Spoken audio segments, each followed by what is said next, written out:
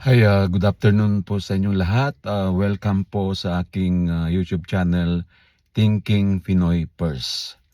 Welcome po ulit sa aking channel, Thinking Pinoy Purse. So yung pag-usapan po natin siguro karamihan na sa inyo lahat, lalong-lalo dyan sa Pilipinas, alam nyo na po yung nangyari dyan sa Senado. So yung title ko nga ay The Philippine Senate Seeds. Although mali ata yung thumbnail ko na spelling, it should be S-I-G-E, not S-E-I-G-E. So S-I-E-G-E. Ito by stage or destabilization. So yung nga, kagigising ko lahat ng sa YouTube na pinapanood ko ay tungkol nga sa pangyari dyan sa Senado. So may nagbarilan daw, mayroong siyempre sa Senado sinasabi nila na from the NBI, mga NBI agents. So pero sa mga iba namang platforma na nagsasalita na interview naman si Matibag, si NBI director, na wala siyang tao doon. Kahit nga si PBBM ay nagsalita na rin na wala siyang inuutosang arestuhin si Bato. Kaya yung mga government forces, PNP, NBI ay wala po doon, wala po sila doon. So pero ang dismaya o talagang nakakatawa ba ito by stage o may destabilization lang, or ito ay taktika lang ng mga didishit. Sabihin na lang natin ganon, itong side ni Bato o ni Cayetano, kasi hindi, Diyos ko.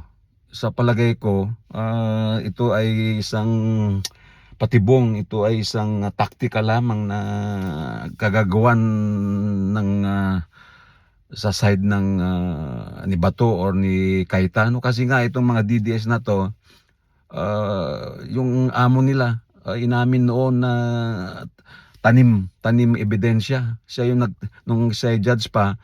So yung mga DNA nila, itong mga ka-DDS, Cayetano, Bato, at mga kasamahan nila, nandun sina Robin, Cayetano, Amy.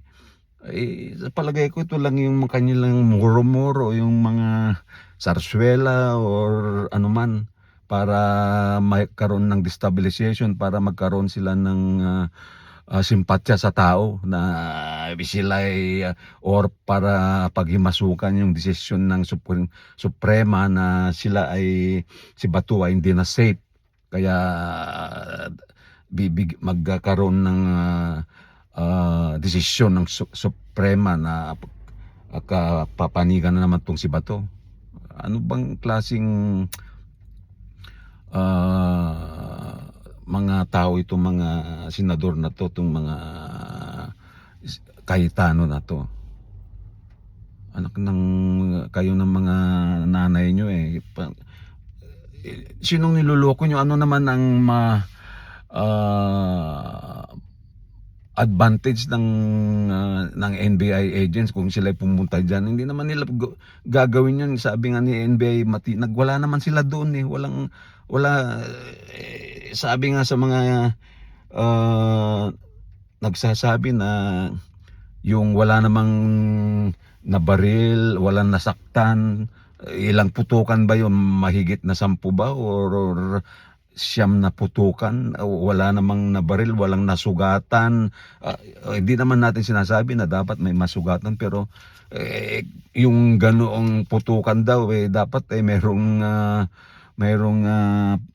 meron nang nasugatan man lang or nadaplisan. Wala So may nag-report doon na yung hindi ko alam kasi yung ano ba yun sa Senado, na sa GIS building ata, although konektado ba yun, GIS building dyan sa Senate of the building ng Senado, parang doon, so parang sa labas ng Senado. So wala namang na kung ano man, wala ba silang mahuli doon or may pakitang ebidensya na mayroong mga nasaktan or mayroon man lang commotion na wala Ito bang nakakatawa habang may nagbabarilan, naka-live daw ba tong si anak ng itong manang hindi Marcos talaga to. May si Amy, naka-live video daw siya. Sila inaano na ng NBI, anak ng tipaklong mga to. Kalokohan 'yan.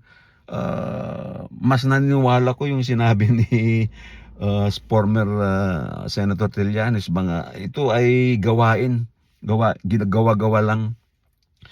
Sa aking pagtansya nga diyan, baka wala na diyan si Bato kaya nag-commotion lang para siya ay makatakas. Hindi ko alam, pero baka wala na yan. Magpakita ka kung nandiyan ka. Nandiyan ka pa sa Senado. Kung wala na yan, kung hindi na yan nagpapa-interview, di ba? Kung saan-saan siya nagpapa-interview kahapon nung nung nakarang araw. Kung hindi nyo na siya mahagilap dyan, baka nakatakas na yan. Kaya may distraction lang na ginawa yun. Kung baka yun lang pero hindi ko naman pwedeng mangyari yun kung wala na yan. Kung hindi na nagpapa-interview yan, baka taktika lang niyon para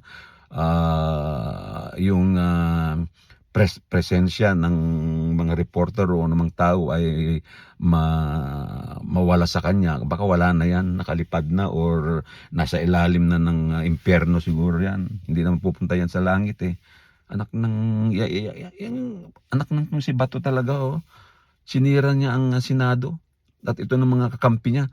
Kaya nga tamang-tama yung majority 13 siya yung Judas, siya ba yung 13 Judas? Lahat naman mga yan, yung 13 na yan, majority sa ngayon. Mga pang personal interest, wala yung hindi nila iniisip para sa mga dapat para sa tao, para sa bayan, kundi para sa personal nila, para sa businesses nila, para makasurvive yung business nila, para makasurvive sila. Mga hinayupak ng mga senador na to. Niloloko nila ang mga Pilipino. Kahit simpleng tao, alam dapat na gawa-gawa lang yan. Hindi ako naniniwalang isa pa kasi kaya nagkakagulo ng ganyan dahil itong si Remulla, yung sino ba yung Nartates, okay namot na General Kare, anya ti aramidin yung atan. Ilocano ka kung si General Torre yan, nayari na yan. Or si Trillanes dapat ang maging DILG yan. Yung matatapang, hindi yung mga itong si Remulla ganyan dahil wala yung kanyang kapatid na ombudsman, powerful. Kaya hindi yan siguro matanggal yung DILG yan. Wala namang ginagawa yan. Puro press con lang naman. Anak ng Kabitenyo ka, hindi ka Kabitenyo, takot ka. O dahil nga ganyan ang mga saan ba napanood ko, ganyan ang gawain ng mga politiko, mga traditional politicians.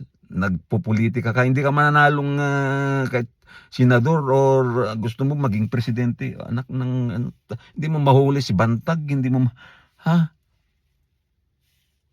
nakakaasar itong mga taong ito. Siguro nagkamali ng pag-appoint itong si PBM kay itong John Vic ba? Itong John Vic Rebulla. Ang magawa? Hindi mahuli. Anong klaseng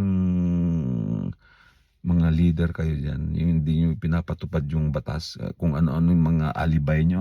Alak ng common sense lang yan Kung si Tory yan, kahit pa yung saan pumunta yung si Bato sa impyerno o sa underground dyan alam mo muna nang nandyan sa Senado yung si Kibuloy ba yun? Ang hirap nahuli ni General Torre kahit nasa ilalim ng lupa, napalutang niya. Yan, alam nyo na, nasa Senado, maaari first floor, second floor, third floor, ilang bang floor yan, ilang bang room yung Senado na yan. Ang dali-dali lang yung pasukin yan. Natatakot kayo Cayetano na walang karapatang patupad ang batas ang dami nang nagsasabing pwede siya dahil nga yung kanyang crime is more than 6 years imprisonment or baka bibitayin pa yan dapat kampi-kampi kampi-kampi kasi yung gusto nyo Itong si Batug itong si Cayetano mautak din, eh, ginamit na lang niya. Sabi nga ni attorney, nagpagamit kay Cayetano, sino ngayon ang problemado, ikaw ba 'to? Pero itong sino 'to, 'tong si Cayetano o si, Boy K 10K, ayan na, siya na yung speaker, yung matagal na niyang ambisyon. Nag-ambisyon maging vice president, pangulo, hindi mananalo yan, eh. Kaya anong puwede, baka ngayang kuko ko na yan, halimbawa, hindi puwede si Sara, puwede maging siyang papalit kay mag-succession yung sa constitution, kung siyang susunod, kung mawala na yung si BP, mawala si PBBM. Ambisyoso yang Cayetano na yan, yung Alan yan. Jesus is Christ, para palaging Jesus, Jesus, Jesus, verb, chapter, verses. Oh, anak ng tipaklong. Mga Pilipino, mga kapwa ko Pilipino naman, sana sa 2028 wag na mga iboto mga to. Masama yang sa ating Pilipinas, nandito po ako sa Canada, kaya ang batas dito ay batas kahit sino ka man, anak ng kahit prime minister ka, pero yung mga opisyal dito pag talagang pag may mga problema sa kaso, talagang sila na voluntaryo, or mismo yung kanilang party, sila yung nagsasabi na mag-resign siya or magpakita sa husgado, ganun. Diyan sa Pilipinas, sabi nga ni Gordon, we cannot enforce the law. Hindi, kasi nga yung mga husgado may kinikilingan, yung mga hindi lang husgado, kahit yung mga kapulisan, yung nasa government age, kaya wala po tayong asenso pag ganyan. Yung justice system, justisya, hindi yung mapatupad. Ang justisya para sa mahirap lang, pero pag yung mga maimpluwensya, mayayaman, powerful, kaibigan ng politiko, absuelto or magtatago, or hindi magtago, maigi kung magtago lang dyan sa mga kalabundukan o sa mga alupalop ng Pilipinas, kung minsan nakakatakas. Pero yung mga mahirap, pag simpleng halimbawa, may magreklamo lang na nagnakaw ng prutas or anuman, kulong na agad. Samantalang yung mga politiko, yung mga maimpluwensya, may mga pera, na nagnakaw, pumatay, nag-order na pumatay, katulad ni Bato, o siya yung leader ng Tokwang, nakakalaya.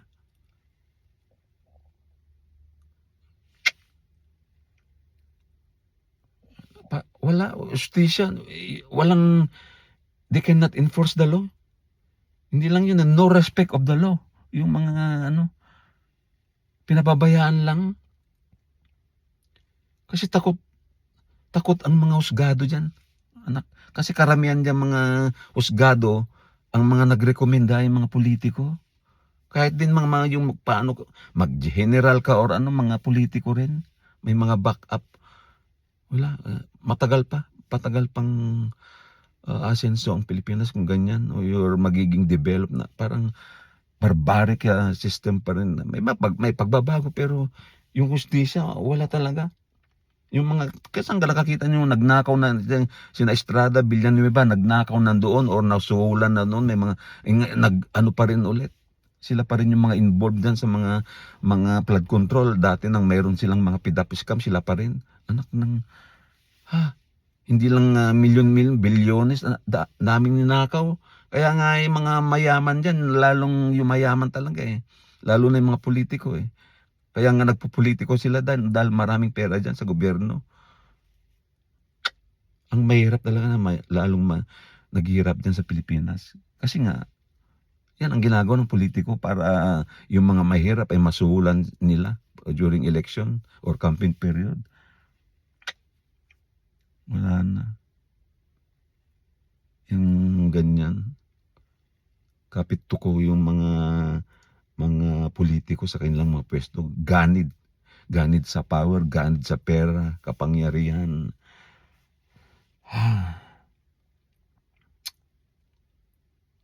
sinasabi niya, I love my country, pero I love myself more. Yun ang mga politiko mas inaano nila yung, or I love my family, I love my business, mga ganyan, mga yan So yun po yung ganap, yung thumbnail ko na Philippine Senate seeds, is it the stage or destabilization? Yun po, ano lang yan, gawa-gawa ni Cayetano, yung grupo nila, grupo ng DDC, dahil nga may mismo yung amo nila nun, tanim ebidensya. Nag-create sila ng destabilization para mga taong bayan na karamihan diyan mga DDC wala na para magsimpatya sa kanila. Pero kasi nga yung just last other day na meron yung puntahan niyo yung aking yung YouTube channel ulit na comedy and comedians kasi dyan sa Senado mga comedians, mga comedy na nangyayari dyan sa Senado. Hindi na yung mga panahon ng mga Laurel, mga Jokno, Pimentel, yung mga ganun, Kalaw, Santiago, Enrile, Ople, Tolentino, wala. Yun, talaga, trabaho ang ginagawa nila. Gumawa ng batas, pero itong mga hinayupak na itong nasa Senado ngayon, lalong-lalo na yung mga 13 hudas, pansarili lang. Karamihan kasi sa kanila nagnakaw or involved sa pagnanakaw sa bayan Anak ng wala kasi nga popularidad, yung may pera. Kasi nga marami pa ring mahirap kasi. Hindi lang yung mahirap yung mga uneducated. Hindi ko naman mga, pero maraming ganun. Yun ang mga nauto nila. Kasi nga, karamihan pa ding botante, majority. Yung class na mahirap, yung madaling bigyan mo lang ng konting ayuda, bigyan mo ng konting tulong. Ganun naman kasi ang mga Pilipino, di ba? Pag yung binibigyan mo ng tulong, talagang sasaludo sa iyo o your give back naman through his or their votes para sa kanya. Kaya yun ang ginagawa. Kaya walang asenso. Dito sa Canada bumoto man kami o hindi, okay lang. Dahil alam namin na yung mga leader, ginagawa nila pa. Gumagawa. Diyan sa atin. Walang dito, yung nagbibigay ng ayuda o ano man, wala. Dahil alam ng mga karamihan dito, bumoto man o hindi, alam namin na ginagawa nila yung mga tungkulin nila at sa kung ano man yung kanilang posisyon sa gobyerno. Hindi dyan sa Pilipinas ibang klase. Kapit ko mga hinayupak na 13 hudas na yan. Gawa-gawa lang nila. Yun po ang thumbnail ko, yung topic ko. Naniniwala ko, yung aking paniniwala, given all the mga interview, yung mga pinapakitang katibayan dyan through YouTube, although may investigation, hintayin natin, investigation ng kaya nga yung NBI dapat yung lead investigator, pero hindi na dahil nga sila inusugan na silang may kagawan. Pero sabi nga ni NBI Director Matibag, which is mas naniniwala ko doon, plus sinabi nga ni through his sources, si former Senator Trillanes, yung parte ng destabilization yan, stage lang yan. Kasi nga ganun ang gawain ng mga Duterte, mga DD-shit na sinasabi nila. Mismo yung nasa hig na si Digong nung siya ay husgado pa, nagtatanim siya ng ebidensya. Kaya nagtatanim lahat, gumagawa ng kung ano-anong ebidensya para makulong ang isang tao o mag-destabilization. Yun ang ginawa nila nung kay Senator De Lima o sa lahat ng mga kalaban nila Okay, yun po yung panalangin na lang natin na yung Supreme Court ay sana maging supreme or yung walang kikilingan na matignan nila yung tama talaga. Plus, we hope and pray na mahuli na huliin na si Bato Ang daming mga inutusan niyang pinatay noon po. So yun po, yung mismong si PBBM nagsabi na hindi kagagawan ng gobyerno, ahensya ng gobyerno, NBI man o PNP yung pangyayaring yun. So still under investigation, palaging ganun. Pero from the point of view ng isang common tao, or we use our common sense, anong mapapala ng gobyerno kung sila mag-stage din sa hindi, wala akong mas yung side ng Bato or yung Duterte o yung ni Cayetano or yung 13 Judas na yan. 13 Judas na Senado. Tandaan nyo mga 13 Judas na yan. Yun po, yun po ang paniniwala ko, yung aking haka base sa mga narinig ko at saka sa simpleng tao lang na common sense, na hindi ako naniniwala na kagawan ng NBI or PMP yung pangyari dyan sa Senado, kagagawan nila. I hope na magbabackfire dyan sa kanila at sana ay yun nga, matukoy talaga kung sino man yung nagpasimula dyan. Ganun pa man, panalangin natin na yung gobyerno natin ay stabilize, hindi po maapektuhan yung mga pangyayaring yan. Lahat po tayo dapat ay maniwala pa rin sa hustisya na karma is coming po. Parang kay Digong, kay yan si Bato. Sabi nga ni Atty. Claire, ito namang Bato at saka si Go, hindi naman talaga nila mahal si Digong hindi pa nga nila nabisita Kung ako siguro, kung talagang mahal na mahal ko si Digong, it's time na magpahuliin ako, di at least makita niya si Dahig, si Digong doon, or si Bongo, bumisita man lang, hindi. Gagawin talaga Ang buhay, gamit-gamitan lang po. So, yun po, hindi po tayo naniniwala na gawa po ng gobyerno yan, kundi gawa ni Kawatano, o ano bang tawag doon, Boy 10K, ni Bato. Hindi naman darak yan, bulak yan, hindi nga bulak yan. Or yung mga 13 Judas na sila, lalong-lalo na si Manang Babalina na hindi naman Marcos pala yan, anak ka ng tatay mo, kung sino man yung tatay mo. Hindi ka tatay ni Apulakay Mata. Hindi hanggang ka Ilocana, okay, namutan, loko ka talaga. So yun po. Please like and subscribe po sa aking YouTube channel na Thinking Pinoy First. Paki-share po, pag-subscribe ko po kayo uli dito sa aking Thinking Pinoy First. Maraming salamat po. Bye now.